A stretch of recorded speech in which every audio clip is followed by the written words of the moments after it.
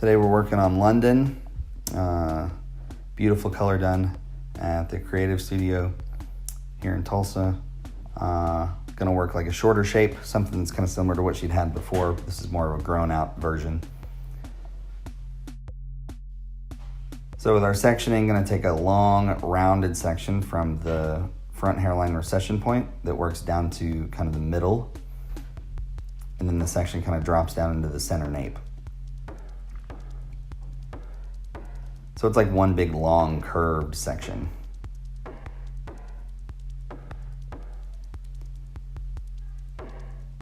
There you can kind of see the back the way that it's sectioned off. Then we're going to take a smaller vertical section off of that right side and work a graduated line. So just a vertical cutting line that is shorter in the nape and longer as it moves forward. So now I'm just going to expand that shape up. So every section just goes a bit higher off of that division line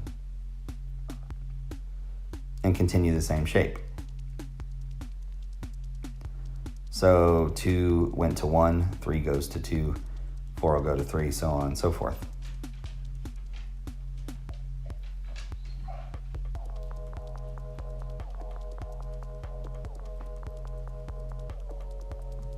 Working a shorter length like this, it's just really important to keep everything clean. It's hard to use clips, so keeping the consistency damp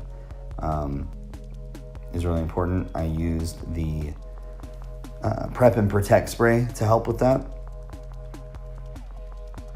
Just gives me a nice base, keeps the hair from drying out and separating on me.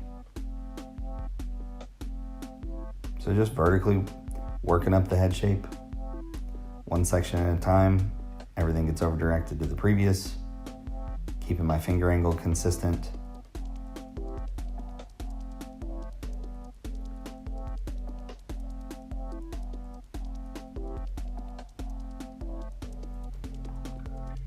So as it works up, it kind of pivots off of that kind of point where the front meets the back at the occipital bone there, and just works its way around.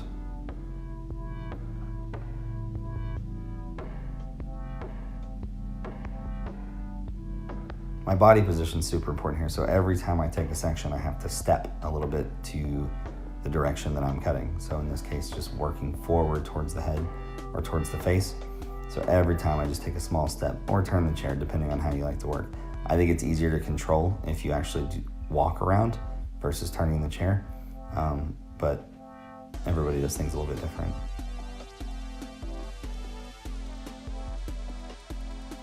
Just kind of cross-checking the shape, lifting up horizontally, making sure that everything looks good.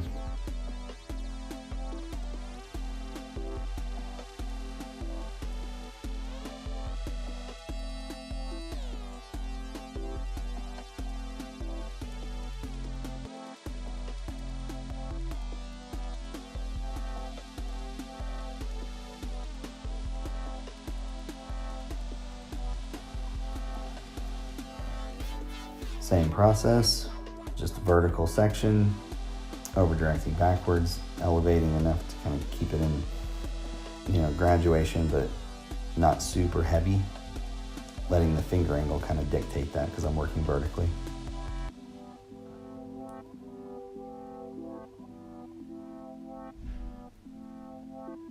Again, when you're working with shorter hair like this, it's sometimes hard to maintain that consistency because you're not cutting off very much. It's easier to kind of maintain the control when there's a lot to cut off, but when you're just doing a little bit at a time, you have to really focus on your sectioning, keeping the hair consistently damp, and maintaining great body position.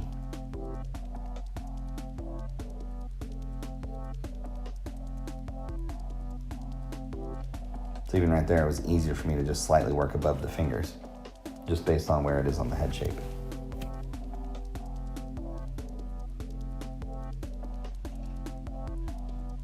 So now I've kind of transitioned to that. Since I'm not working down into the nape area anymore, I can kind of work above my fingers.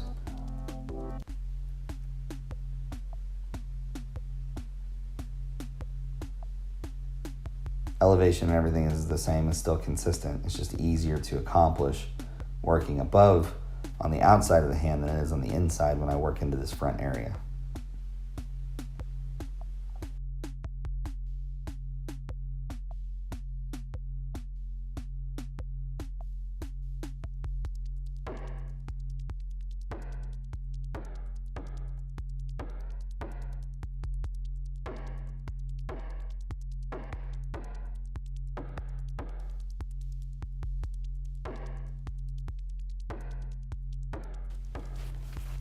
So that's it through that front side.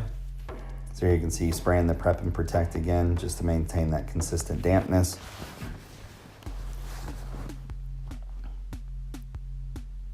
So same thing, working vertically, starting in the back. So I'm gonna work my way around to the front.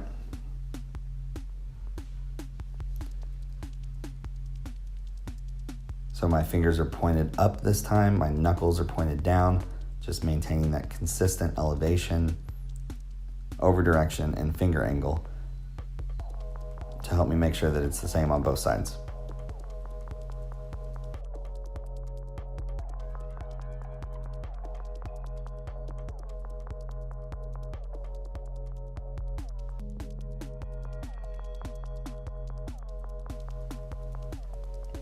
Try to comb as little as possible. So I don't want to get in like a combing contest with the hair. Really just try to comb it once, get the elevation where I want it, and then cut. If we can start to eliminate unnecessary steps from the work that we do, then we can accomplish more work in that amount of time. So it doesn't seem like a lot, but if you comb each section 5 times versus once or twice, then you're adding an extra 3 or 4 seconds to every section. And then, that spread out through 50 sections over the course of the haircut could be, X amount of time. You do that throughout the course of your day, and then, you've lost a whole other haircut probably that you could have accomplished in that amount of time. So it just allows you to book more, allows you to kind of work faster. Clients are happier.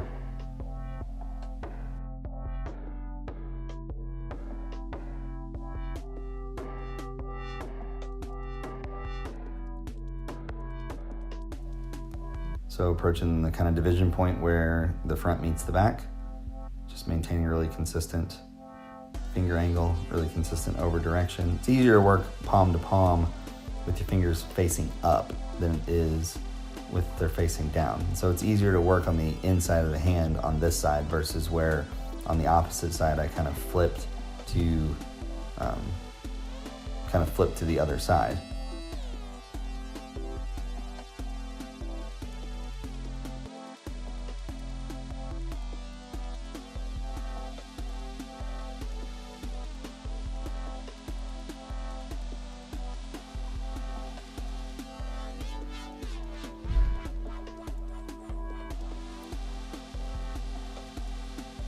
So last little bit here, just kind of combing everything back, making sure that I get all that.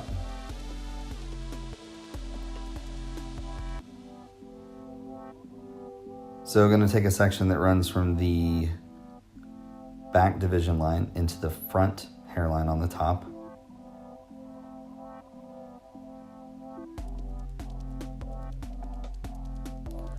I'm just going to elevate that hair straight up. And I'm going to cut a line that sits flat to the top of the head.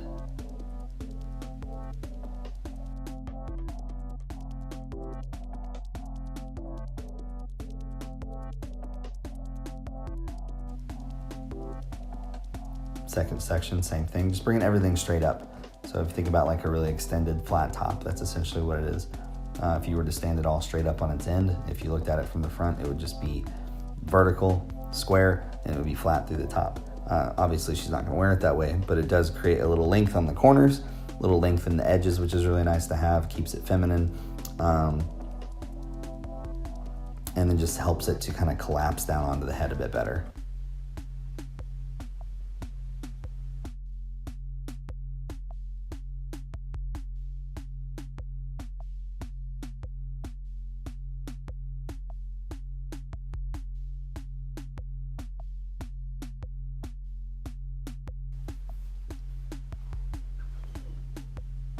So it's just repeating the process over and over again.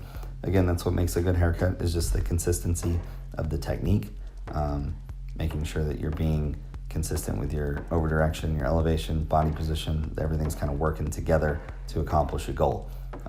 If one of those things gets out of whack, then it can kind of deter the haircut.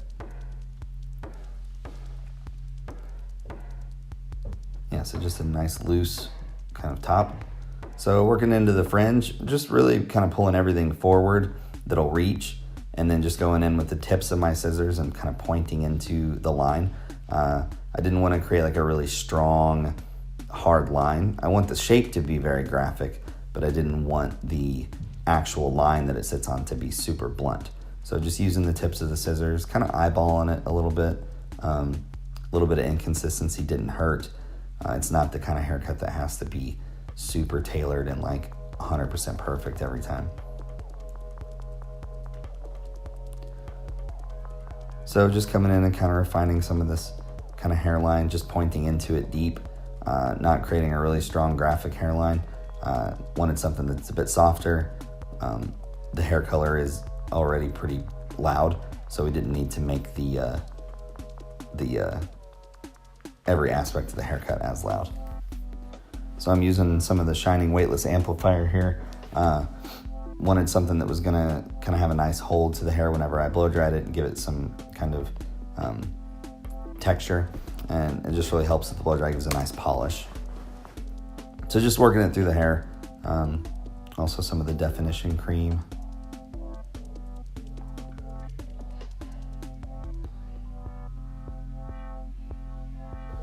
So with the blow dry, really just gonna use my hands.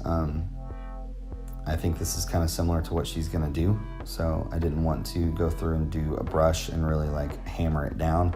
I just wanted to use my hands, use my hand as a brush. Still trying to blow dry as cleanly as possible, so I'm blow drying from the,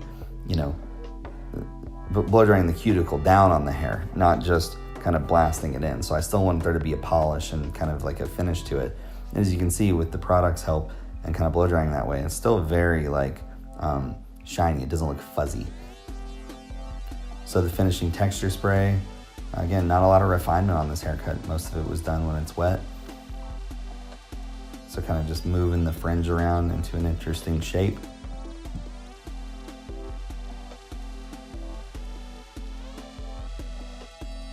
I like how it kind of sits tight in the back, but not super like short, and it's loose around the edges.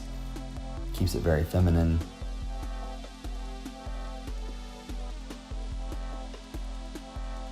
Keeps it very simple, kind of contrast with the brightness of the color.